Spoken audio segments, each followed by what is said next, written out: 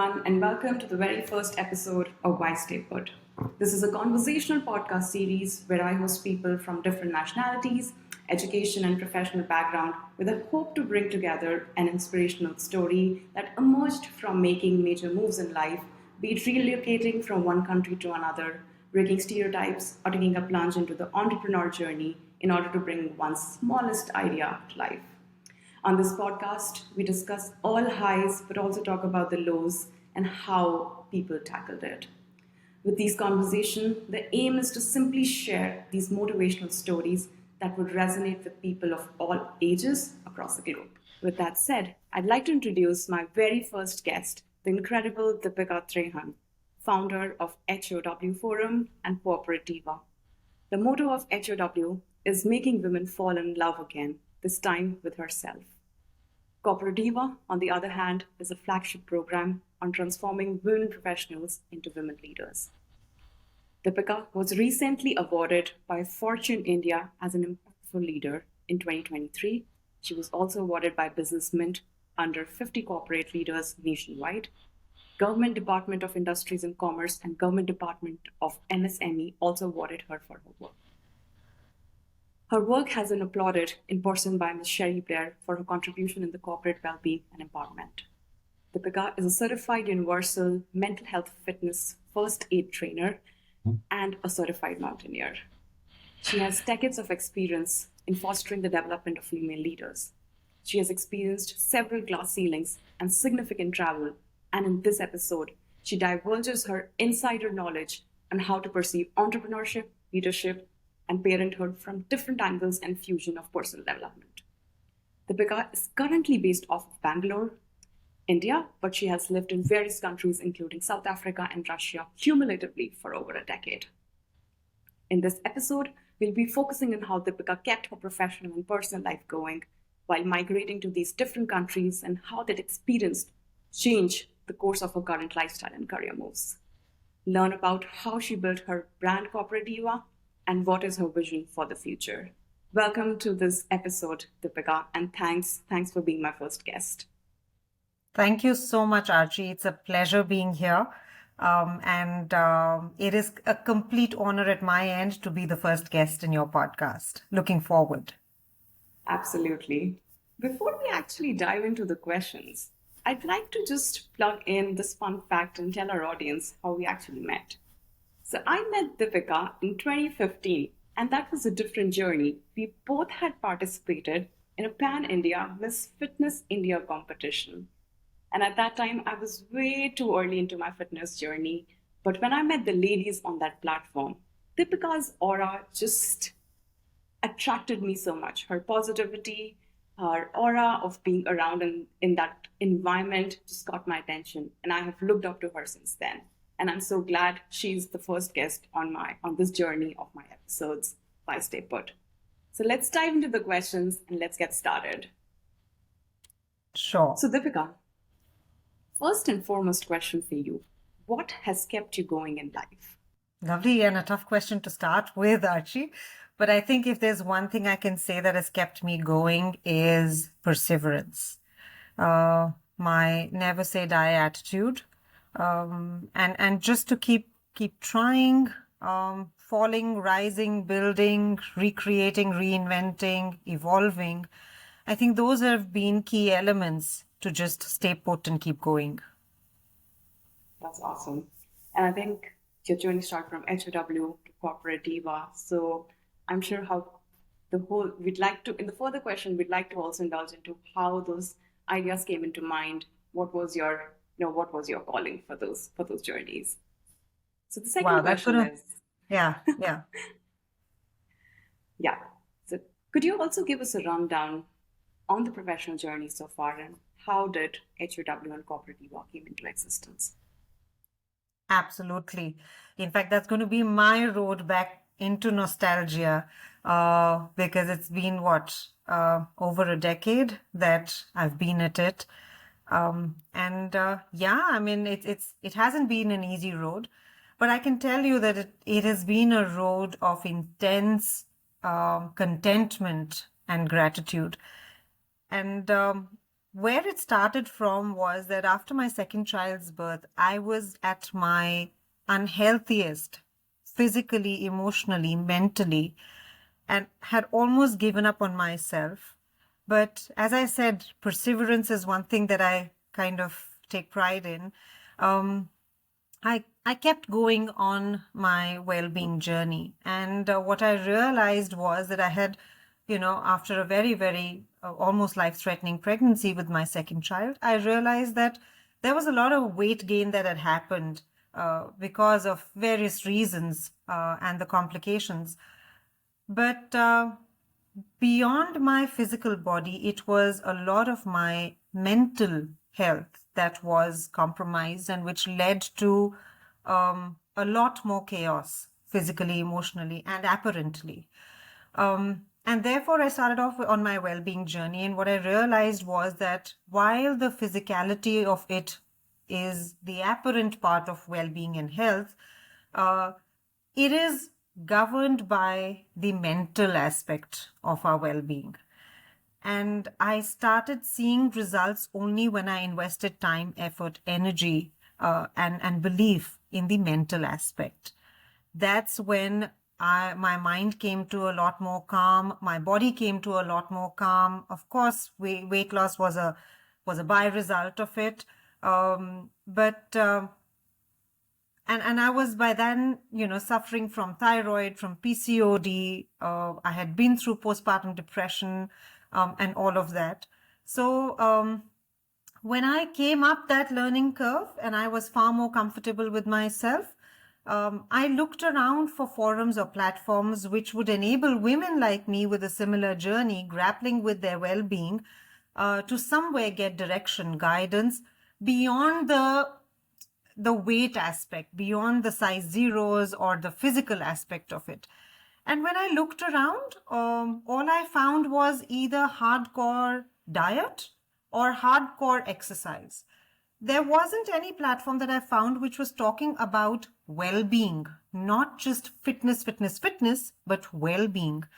And therefore, since I had come up a learning curve of from hating myself to literally loving and dating myself every day and seeing the results of it, I wanted to bring out a forum for women in particular to learn to embrace themselves and slowly fall in love with themselves, and in the process take care of their physical and mental well-being. And that's where the HOW forum, which is the Health of Women forum, came into being. It started off as a tiny little Facebook group. It led on to me conducting a lot of sessions and workshops in corporates for individual groups and a large audience as well on yoga, well-being, eventually leading to fitness, stress management. But the ideology remained to make a person fall in love again, this time with themselves, because I had personally witnessed that power. That led on to the formation of the organization Health of Women Forum, and as it continues to contribute towards employee well-being in organization, with my exposure to women in corporates and organizations, I realized that while there were so many of us at the ground level, at the even the mid stage, but post mid stage, it was almost like, funneling down to just counting on your fingertips the number of women in decision making positions. And that kind of irked me as a woman professional. I wasn't willing to believe that out of the entire organization, there was only one or two women who had credibility and potential to take decisions. And therefore, I deep dived into the topic of diversity, equity, inclusion. I deep dived into the topic of gender, generation, and well-being. And today, and that was the genesis of Corporate Diva. It was simply with the intent of building an ecosystem for women that could help them, handhold them, guide them, support them, mentor them, coach them to become the best version of themselves. Not only just to become, but more importantly, to communicate to their ecosystem their readiness to take on leadership roles and groom them accordingly. So what started with that little intent of seeing more women professionals in decision-making position today lands up to be a platform where we kind of cater to the entire professional life cycle of women, right from getting graduates corporate ready to emerging women leaders, giving them guidance and mentoring to pave a growth journey for themselves, to senior women leaders, enabling them to segue into leadership positions and also board positions. Along with that, a little arm of support to very early stage women entrepreneurs and returning career women. So, and I can say that, you hear a lot of women, women, women. Yes, I'm a feminist. I'm a feminist in terms of the fact that we women have challenges that are unique to us.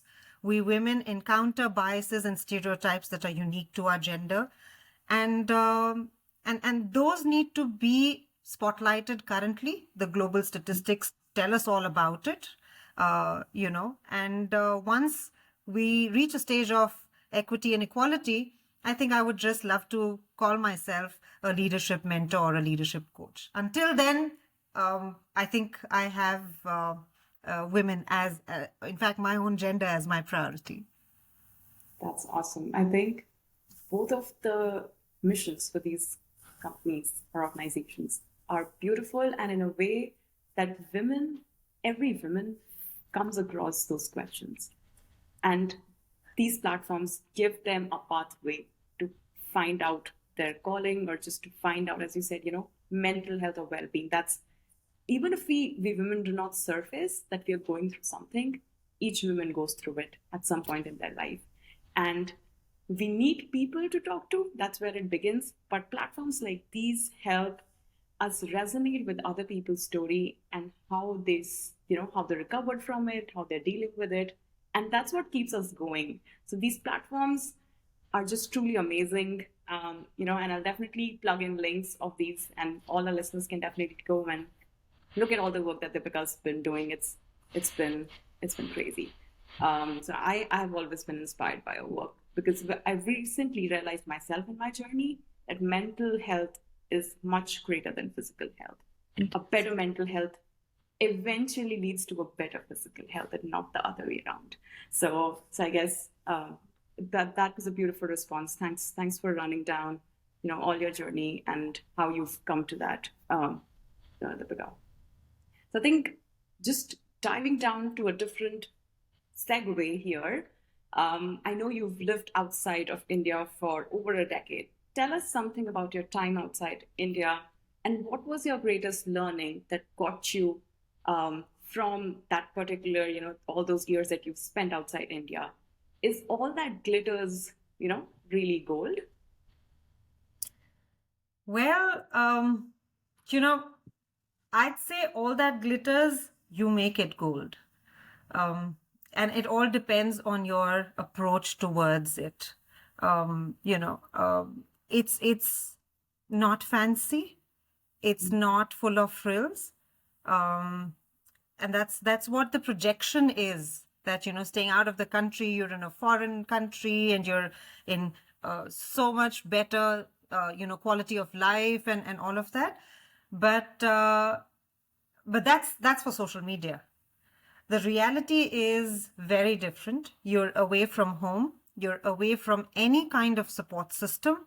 You're away from people that you can count on in times of need. You're in a different country with their own specific laws, rules, regulations, cultural differences, language differences. So there is a lot to cope with. Yes, I've been out of the country for close to a decade, first to South Africa, then to Moscow in Russia. And I can tell you that time was not an easy time. I was just a week married when we moved to South Africa. And I hadn't been outside India before that. So this was for the first time, and a long, dive into a new country. And as a new bride in a country where I didn't know anybody, it was very difficult coping with the fact that I had so many limitations to my movement, my mobility, because of the safety security scenario in that country at that time. But as I said, that, uh, you've got to make gold happen. So while I had my restrictions, I learned different crafts. I would interact with a lot of people. I would interact with my domestic help to learn about African culture, and talk about the time of apartheid, of them attaining freedom, of their journeys. What is it to be like a woman, like an African woman? What does it take? How have they raised their children? And all those conversations would happen. Alongside, I picked up crafts that weren't very easily available in our country. So I picked up stained glass and I would make stained glass. I started off with simpler things too. I have my very, very treasured, dining table lamp that I made of stained glass. And I interacted with a lot of Indian women through the embassy.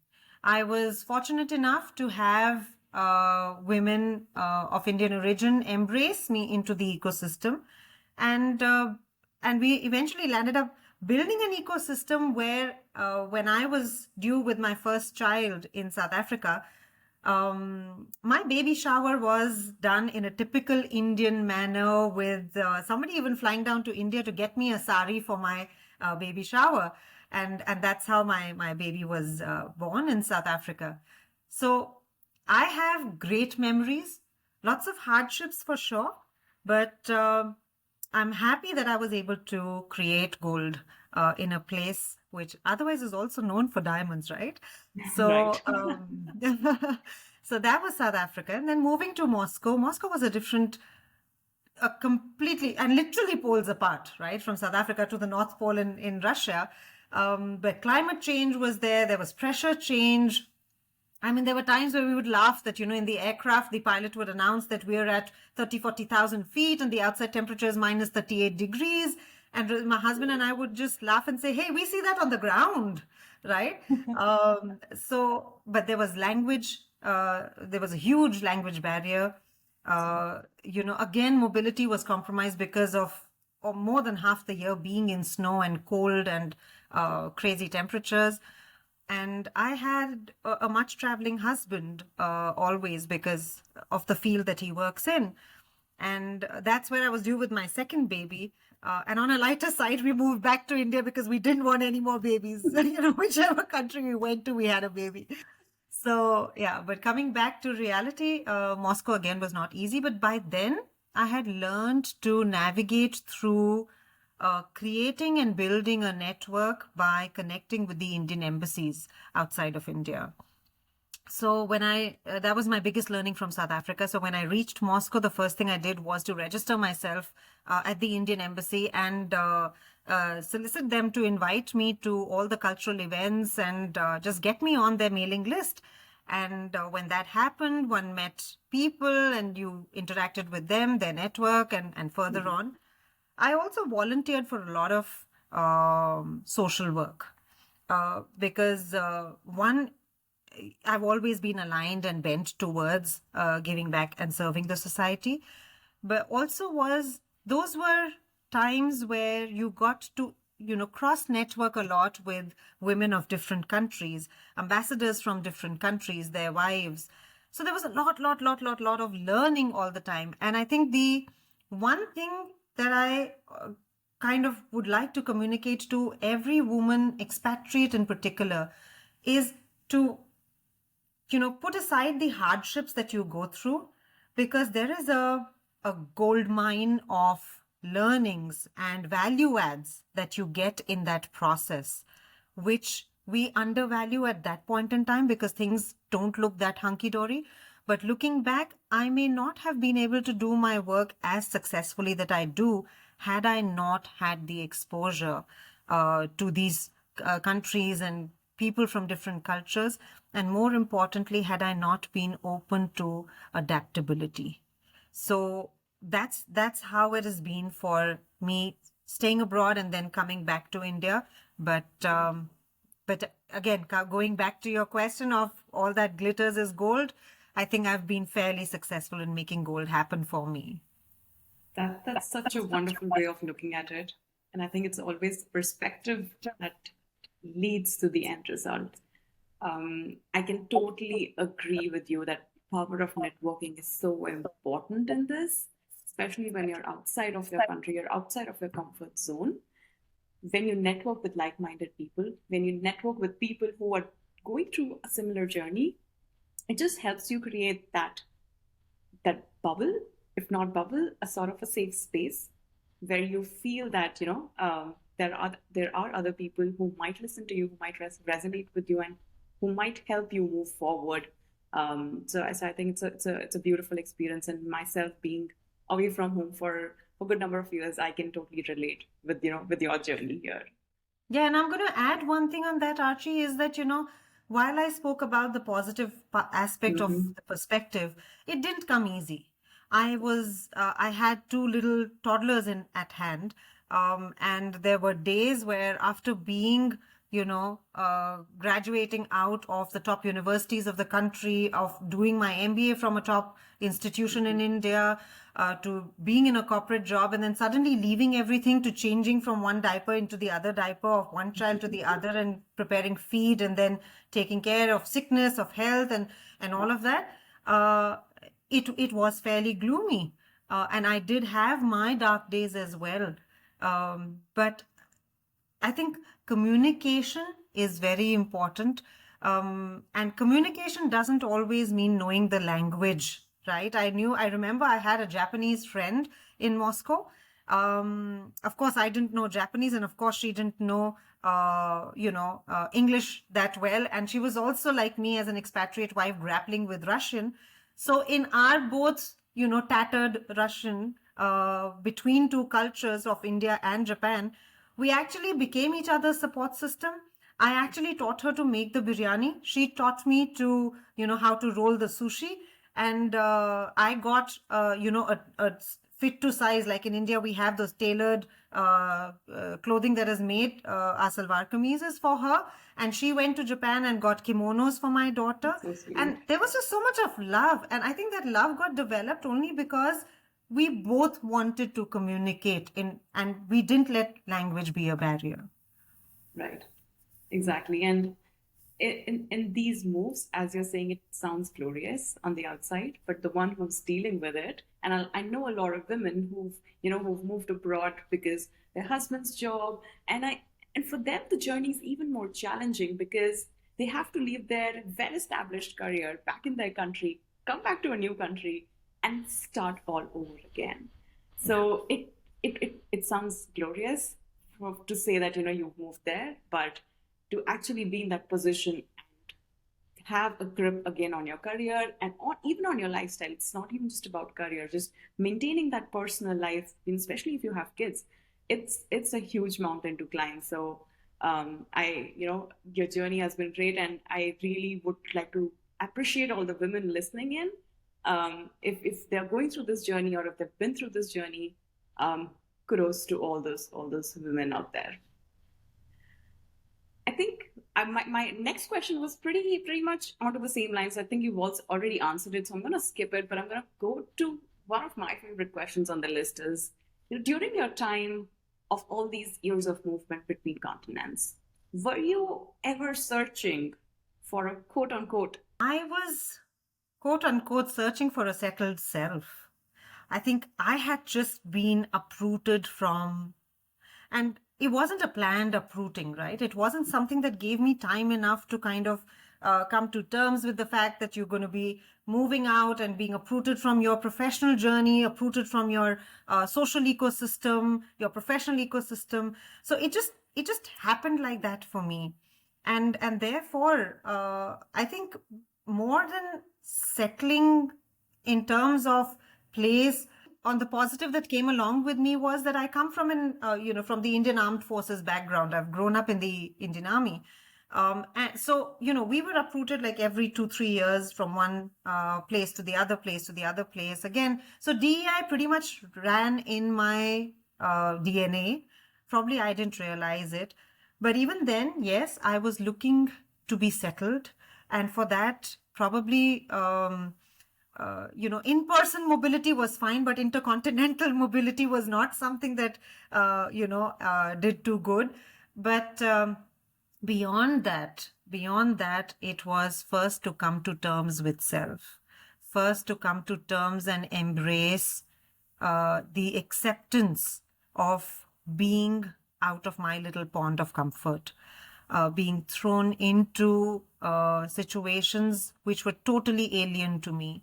So there was a lot. There was a lot of unsettlement that was happening Right. within, and also externally in terms of the location or climate or language part of it. So yes, I was for the longest time seeking settlement in terms of stability. But I thought, let me just give in to the process. There were times where, it's like being thrown into waters, and then the first thing that you do is to grab a breath. You kind of, move your hand and feet and do everything that you can in terms of hustling, in terms of trying to kind of put your head above the waters. But then in the process, you realize that the moment you start managing your breath and synchronizing your body movement, you learn to swim and flow with the flow. And that's pretty much metaphorically put in terms of what my journey was. That initially it was a lot of chaos, but then it was first coming to terms with the fact that I was in an alien situation. And then, now that I was there and brooding was not helping, what can help? And what did help was the fact that I embraced whatever came and tried to look at the silver lining of every dark cloud. And that today, in terms of my career, results in I tend to find opportunities in almost every adversity, even professionally. I remember when COVID happened, and my platform, Corporate Diva, was I'm a very human to human person, so it was a lot to do with the offline part of it, in person interaction. But when COVID happened, I think my team was very, very confident about themselves and myself that we will not let impact get compromised. So we pivoted online. I was very, very hesitant again, that I said, no, I do a work of impact and human to human impact. And I'm not too sure how we're going to kind of put it across these screens that come our way. And we will just see people in windows, and no human connect. But that was an evolution journey for all of us. Not only while in India we were expanding to 5 cities, whereas the pandemic took us global, and we had women logging in from the US for our cohorts and our mentoring sessions, and within 3 months we concluded a summit which had people. I think we had almost people from about 17 countries logging in, with experts from 12 countries. And I think about 700 people logged in, with dignitaries like Abhinav Bindra, Sherry Blair, Gul Panag, all of them logging in. And that was like an eye-opener, that what we thought was adversity, we built a culture of identifying opportunity, and we leveraged that opportunity. And look, from 5 cities, we're in more than 5 countries across the globe, right? Right. So that has been a learning. So I think that sense of unsettlement, if taken in the right stride, can be very, very settling and productive. Yeah, I so agree with you. And I think it's the adversity that actually brings out your true personality if you're able to cope up with it. And we all have ways of coping up with it. Some people like to just, scrooge in their own, small little, they just want to be with themselves, but some people want to go out of people and just. So it's always the adversities that I believe totally that they bring out your own personality, and that's how it can be explosive in a way. Your adversities can lead you to the best phase of your life, and what you just mentioned is itself an example of what I'm saying. So yeah, I think I was like trying to look into my question list, and a lot of things have been answered. You've called out your biggest challenges. You've called out uh, all the moments that led you towards where you are. I'd now like to ask you, Deepika, if you were to go back and tell your younger self something, what would it be? I think this is a question that I came across somewhere in some podcast, and then someone asked me this question as well. And it's such a impactful question that Yeah. today we might beat ourselves down with a lot of things. But if we have to tell something to our younger self, 5-year-old Deepika, what would that be? Very clearly, believe a lot more in yourself than what you did then. We are conditioned to live up to standards set by people unknown to us. They have no clue of our journey. They've not walked in our shoes. They don't know where it pinches and how deep or how hard it pinches. And we strive all our life to live up, to max up to claims or promises or standards set by the society or a group of people completely unknown to us. And we beat ourselves so hard for it. We push ourselves so hard for it. So if there is one thing that I would want to tell my 5-year-old Deepika would be that believe more in yourself. Your story, your journey, your path is your own, and you know where the shoe pinches most. So just know that what the way you're doing with those pair of shoes is the best that you can do in that situation. And the second thing that I would want to tell a slightly older self of mine, which was even post marriage, there is this so much of hype of working women professionals, working. You've got to be employed, you've got to be earning money to be categorized as a professional. I hated my pause. I hated my sabbatical. But looking back now, 2 decades back in time, I think that pause was the reason to the highest learnings that I have been able to achieve in life. What rhythm could not do, pause did it best. So I would not beat myself so hard today for a pause. In fact, in a lot of my, leadership sessions of returning career women, when you kind of tell them about wanting to get back into corporate jobs and all of that, I encourage them to write in their CV, in their resume, that they were out of cubicle yet learning. So they were not on a sabbatical. They were on and off the cubicle learning mode. And therefore they were on a pause and flaunt it, because Yeah. what you learn outside the cubicle, you can never, ever imagine to come even close to 5% of that learning within the cubicle.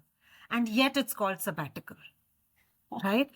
So those Absolutely. were the Yeah. two things that I would definitely kind of, if I had to rewire and rework, a lot more belief in self and not, treating pause with respect.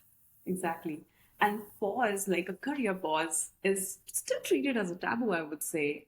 As you said, by people who don't even know your life. And in general, even sometimes people who know you, there's like, are you taking a career break? No, you shouldn't do it. It's not good for you. It will create. Whereas it can move mountains, it can let you find your own self. So taking that career pause, if needed or out of choice, is something, it's sort of a taboo that I guess we need to remove going forward. And I think, as you mentioned, it's always good to have it on your resume. And I've seen that evolving now, but it's still a taboo that needs to be worked on as, overall as a society, in the society.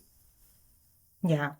We have a long way to go, but I think, yes, baby steps are visible and we Exactly. should just kind of amplify those baby steps. Right. Right. So moving on to most of a conclusive part of the episode, I do have some more questions, but there are situations in life where we tend to ignore the bird's eye view because we are so neck deep and drowned into our thoughts and conceptions. Um, it could be, for the most part, I'd like to, delve upon people who are maybe into some depression or some sort of situation where they think, why is it happening to them, right? Why me? We always, ask ourselves, why me? Why is it happening with me? They are doing good in life. So when someone's in that situation, what would be your message to lift someone up? What would be your, if you have to maybe give a one or two liner to them, how would you, what would you tell? Yeah, I mean, I won't, I would actually request and ask people not to stress too much about the bird's eye view. Um, if we were to see the bird's eye view, we would have had wings. The fact that we don't, the fact that we are grounded, the fact that we're meant to take steps and not flight, is reason enough not to stress too much about way far in the future. And if there is one quote that comes into my mind, and I can't really remember the source of it, but I loved reading it and it just stayed on with me, where a man is walking with his horse and he asks the horse that, there is so much of cloud and I can't see anything what lies ahead. And what are we walking up to? Where is our destination? What is going to be our goal? So the horse replies and says that, can you see your next step? He says, yes. And the horse says, just take that. So it brought, I still get goosebumps remembering that. And I've kind of added my own words to it, but I would love to encourage everybody to look onto the quote between the man and the horse. But it just brought so much into perspective that we worry about so many things. We worry about what's going to happen in future, and we have a plan A and a plan B and, whatever. And there are times that it's good to have a growth mindset and a growth roadmap. But there are times where, and this brings me to another, few words that are really, really close to my heart. I call them my elements. There are 3 Hindi words, and I think I've recently learned to add the 4th one as well. And they are sabr, shukr, and sabtera. And the latest one being sukoon. Sabr stands for patience and perseverance. Shukr stands for gratitude. Sabtera stands for trusting the process. Whatever is beyond you is under somebody's and a much mightier power's guidance. So surrender to that. And the 4th that I recently experienced myself is sukoon, which is contentment. And I don't think any of this money can buy. So if you're in the rat race of just, having your finances define success for you, you're probably going to not land up in a happy space in life. But the moment you shift focus and you put into perspective elements that matter, that may not have a price tag to it because they are priceless, are these elements of perseverance, of gratitude, of surrendering to the process, and of contentment. And I can tell you that sometimes, very recently, I took a temporary pause from work because my daughter was in a very crucial stage in her life and segueing into university from high school. And I took a pause to just be there. And when we walked out of this pause, we've walked out of this pause with so much contentment. The energies that went into her development are priceless. Those energies, combined with her own self-grit and perseverance, ranked her at an All India 22 rank, got her to the topmost institution in India. And I'm not saying that, everybody has got to pause for their whatever, but I'm just saying that have clarity and of prioritization. What do you hold high on priority? And don't be apologetic to take a pause or hit the pause button to prioritize that very priority.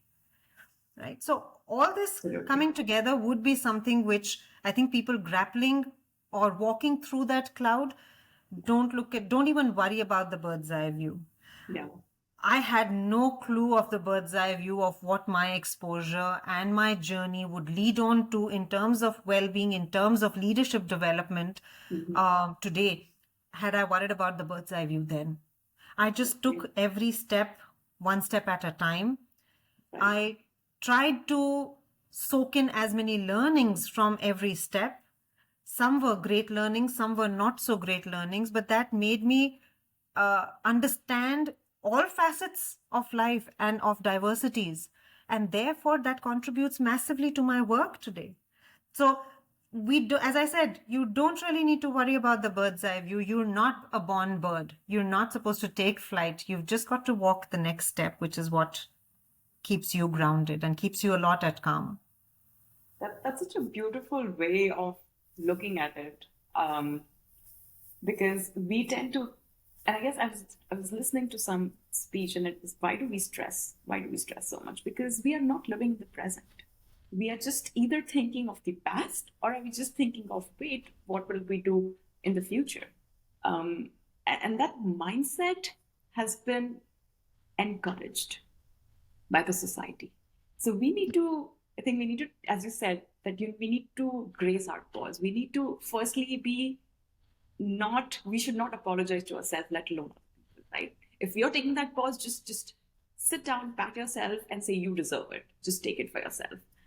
And once you start doing that, and people also start realizing the value of it. So I think your example, your what you just mentioned is, it gave me goosebumps for sure. And with that, I'd just like to ask one last question, which brings us to the whole circle of, of when we started this podcast. You know, and this is going to be my last question. I want to include in every podcast as well, and with you. So if you have to complete the sentence that starts with an idea that you have can help motivate people and can help motivate you as well in the past, how would you frame, how would you answer if you're in a situation, why stay put?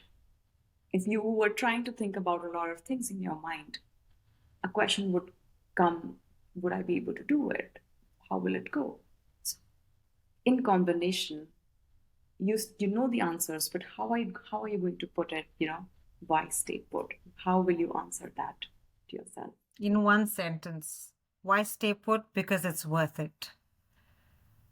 Absolutely. It may not seem so when you're in the process. It may seem very philosophical when you're in the process, or that's part of the journey.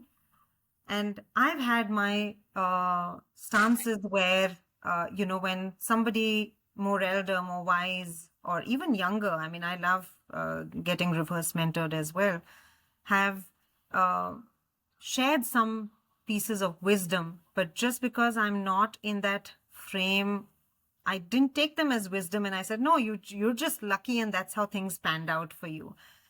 But looking back and taking a breath, the fact that one is alive, even post-pandemic, the fact that you breathe every day, and you wake up and sleep in gratitude, and just, from a rear view mirror, when you see the journey that you've walked and where it has led, it just, every step of it is full of gratitude. I can't thank God enough for all the good, and I thank Him more for all the not so good. Because the not so good brought in so many learnings. The good brought in learnings that were in my comfort zone. The not so good brought me learnings that otherwise I would have never learned. And as an entrepreneur, especially a woman entrepreneur out there were times where I was duped of money as well. Trust and, all of that is still very philosophical. But I was duped with finances, and I was just, kind of getting on my toes, starting to walk on my own toes in terms of my own finances. And I thought I could trust people with that's okay. I would take it as a word of mouth kind of a thing. And don't worry, I won't focus too much on paperwork. That's the kind of person that I am, that I love. My trust starts with 100%. And it's up to the other person to then build or dip the graph. So I've been duped of finances, but I think what I learned through that was now I feel that that amount was too little to learn. Right? And no university could ever teach me that kind of a learning. And so now, from then on, it just put me on a different level when it comes to due diligence, when it comes to my MOUs, my contracts with organizations, with me putting in my clauses and with clarity and everything. Nothing of that uh, could come to me the way it did if I hadn't gone through that dark patch. And I, at that time, thought I was just ripped off, because for an early stage entrepreneur, 100,000 rupees, 200,000 rupees is a big amount. Um, so that came in. So that's why. But now today, coming back to your question, why stay put? Why stay on? Because it is so worth it. I won't trade a moment for anything else. You summed up the gist of this episode in such a beautiful way. Thanks a lot, Deepika. I'm so grateful for you to be with me, answering all my questions and sharing your personal life story. It's been motivational. It's always been motivational for me, and I hope we are able to, with this platform, we are able to encourage people listening and make a change in people's life. I'd like to thank everyone for listening into this episode, and do not forget to seek the answer of why stay put for yourself, because your journey is unique to yourself. Any Thank you final so words, much, Archie. Divya? Thanks for having me here. Thanks for giving me space to share my experiences and my journey. And I truly say that it's always one person at a time. So even if one soul is impacted in the right way through this, it's so worth it. Thank you. Thanks a lot. Thanks everyone for listening in.